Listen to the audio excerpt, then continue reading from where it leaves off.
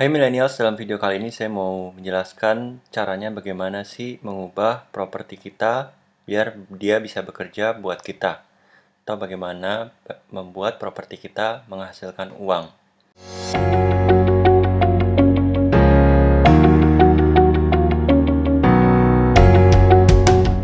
Nah, sebelumnya saya mau jelasin dulu bahwa dalam kehidupan ini kita ada yang namanya proses atau tahapan kehidupan, di mana kita yang dulunya bayi, sekolah, kuliah, kemudian kita kerja, mengalami kemapanan, kemudian kita pensiun. Nah, buat teman-teman yang sekarang sedang memasuki usia kerja atau usia produktif, bekerja sebagai karyawan, kita mengenal istilah di mana kita sebagai karyawan itu bekerja untuk uang, atau kita menukarkan waktu kita agar kita bisa menghasilkan uang. Terlepas dari kita berjualan, bekerja di back office, administrasi, atau apapun itu, tapi kita menukarkan waktu kita dengan 9 jam kerja sehari atau 8 jam kerja, di mana nanti di akhir bulan kita mendapatkan yang namanya income atau salary atau gaji. Nah, seringkali kita mengalami keletihan terlepas dari 8 jam kerja yang udah kita spend di kantor, kita seringkali lembur, ataupun kita kerja ekstra di hari Sabtu ataupun Minggu, dan seringkali kita lelah. Ada saatnya dalam hidup di mana kita harus membuat uang itu bekerja buat kita. Jangan mau kita harus terus kerja buat uang. Dalam bukunya Cash Flow Quadrant, Robert Kiyosaki menjelaskan bahwa kita sebagai employee yang mana kita punya pekerjaan, kita harus berpindah. Entah itu kita sebagai self-employed, di mana kita punya kerjaan, dan kita yang punya kerjaan itu contoh sebagai dokter, pengacara, ataupun kita punya bisnis, yang mana kita punya sistem yang bekerja untuk kita. Contoh sebagai developer, kalau kita punya perusahaan developer, kita punya anak buah yang bisa kerja buat kita, tentunya kita harus perhatikan, jangan sampai ada sistem kecurangan di mana anak buah kita mempermainkan usaha kita sehingga terjadi kebocoran-kebocoran keuangan. Nah, kita juga harus pindah dari employee menjadi investor, di mana uang bekerja buat kita. Apa maksudnya? Ini suatu kabar gembira di mana saya sudah membuktikan sendiri buat teman-teman yang punya properti yang sudah lunas tentunya, cicilannya ada satu rahasia di mana kita bisa buat properti kita bisa menghasilkan uang. Nah, sebelum saya lanjutkan, rahasia ini tidak dibagikan secara gratis, tapi teman-teman harus membayar dengan cara mengklik like di video ini. Gampang sekali, bukan? Jadi, klik like sekarang juga supaya itu membantu algoritma YouTube bekerja. Pada 19 Agustus lalu, BI sudah menurunkan suku bunga acuan yang sebelumnya pada tanggal 18 Juni 4,25 menjadi 4%. Nah, ini ada beritanya di bi.go.id di 4%. Nah, apa sih dampaknya?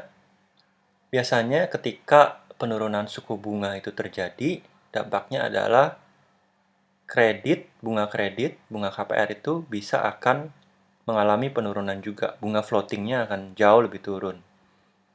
Ini ada salah satu promo bank yang cukup besar di Indonesia ini. Promonya baru banget, 24 Agustus sampai 30 Oktober. Jadi karena saya tidak disponsori oleh bank ini juga, maka nama banknya saya hapus. Dan bunganya bagus banget, 5,88 fix 3 tahun. Untuk pembelian properti baru. Dan saya kira di pasar juga yang ada sekarang kurang lebih mirip-mirip antara 7-8%. Semuanya biasanya di bawah double digit. Paling mahal mungkin ada di angka 8-9%. Nah, teman-teman, seperti yang kita ketahui bersama bahwa properti itu punya benefit. Yang pertama yaitu bisa disewakan. Ketika fisiknya udah jadi, kita bisa sewakan. Kita bisa dapat yield dari situ. Nah, tapi kali ini saya nggak mau bahas bagaimana menjadikan properti itu uang dengan cara menyewakan. Bukan, itu cara yang sangat konvensional sekali. Yang kedua adalah benefit dari beli properti adalah melindungi nilai. Seiring dengan berjalannya waktu, uang kita itu akan kemakan sama yang namanya inflasi. Nah, uang yang dulu misalnya kita bisa belanjakan 200 rupiah, kita dapat teh kotak misalnya. Sekarang kita harus keluar uang Rp3.000. Nah, dengan kita beli properti, kita melindungi nilai uang kita agar tidak tergerus oleh inflasi. Yang ketiga, yaitu seperti saya jelaskan dalam video sebelumnya, properti itu harganya naik terus, entah itu naiknya banyak atau sedikit. Nah, yang keempat yang saya mau bahas di sini adalah properti itu bisa diagunkan atau refinance. Jadi, bank-bank ini suka banget kalau ada properti yang diagunkan kembali. Tentunya syarat-syarat dokumennya harus lengkap, yaitu harus punya akta jual beli, harus punya sertifikatnya, hak milik, dan tentunya ini menjadi kolateral yang sangat kuat buat bank. Nah, caranya yaitu agunkan properti Anda yang sudah lunas ke bank, lengkapi dokumen atau persyaratan yang diwajibkan. Lalu untuk bunga refinancingnya, saya sudah tanya dari bunga bank yang promo tadi, yaitu beda 1%. Bunganya 6,88, fix 3 tahun. Untuk provisi dan admin diperkirakan 1%. Untuk asuransi, notaris, dan lain-lain, saya anggap aja 1%. Anggaplah teman-teman masih berada di dalam rentang usia 30-40 tahun. Jadi untuk biaya asuransi jiwanya tidak terlampau mahal. Lalu uang hasil pencairan agunan kredit itu taruh di mana? Yaitu taruh di peer-to-peer lending. Nah, kebetulan peer-to-peer lending yang saya tahu ini adalah dia dijamin oleh 3 asuransi besar yang cukup ternama. Jadi meskipun si debiturnya ini gagal bayar, si asuransi yang akan mengcover pinjamannya. Sehingga paling tidak modalnya terjaga, tidak akan hangus. Paling kita opportunity loss, di mana bunganya tidak kita terima. Nah, ini price list yang saya terima. Kebetulan saya sudah menggunakan peer-to-peer lending ini selama 4 tahun. Belum pernah gagal bayar di produknya mereka yang ini. Jadi, kita bisa mulai pinjemin dari 50 juta dengan return paling rendah 11% tiap bulannya. Itu returnnya per tahun tentunya. Jadi sebulannya hampir 1%. Nah, kebetulan karena saya juga tidak disponsori oleh peer-to-peer lending ini, saya coba simulasi aja. Contohnya propertinya tadi kalau misalnya diagunkan dapat uang 1 miliar. Lalu biaya kredit 2%, bunga 6,88 atau total 8,88%. Ini bunga setahun. Nah, returnnya tadi kita lihat adalah 11% per tahun juga. Jadi kita per tahun sebenarnya bisa dapat margin 2,12%. Atau satu tahunnya kita bisa dapat 21,2 juta atau 3 tahun 63,6 juta. Lumayan banget, ini free money, properti kita bisa menghasilkan uang, bisa kerja buat kita. Kalau sudah lunas catatannya. Dan tentunya ini sangat rendah resikonya karena dijamin oleh 3 asuransi yang cukup ternama. Dan sudah 4 tahun saya menggunakan, belum pernah gagal bayar. Nah, saya tahu memang tidak ada yang pasti di dunia ini.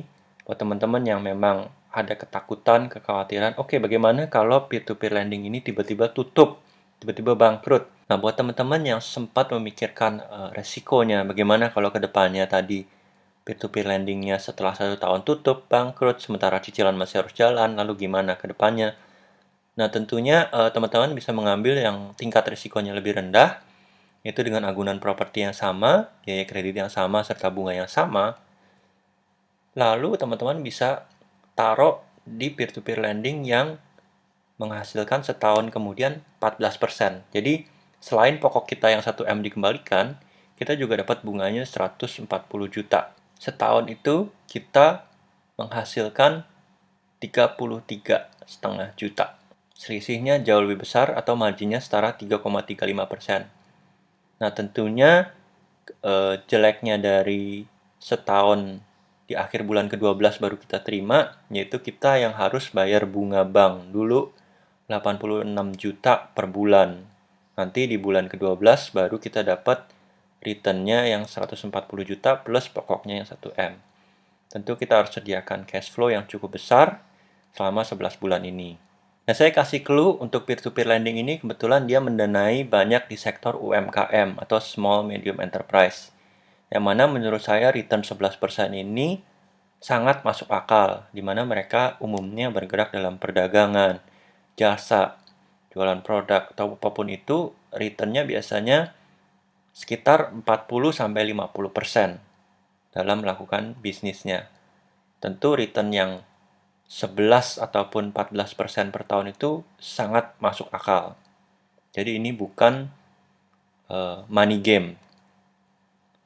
Nah, jadi kalau kita lihat ulang, sebenarnya kalau properti tersebut sebagai aset yang disewakan, anggaplah 2,5% saja per tahun atau 25 juta.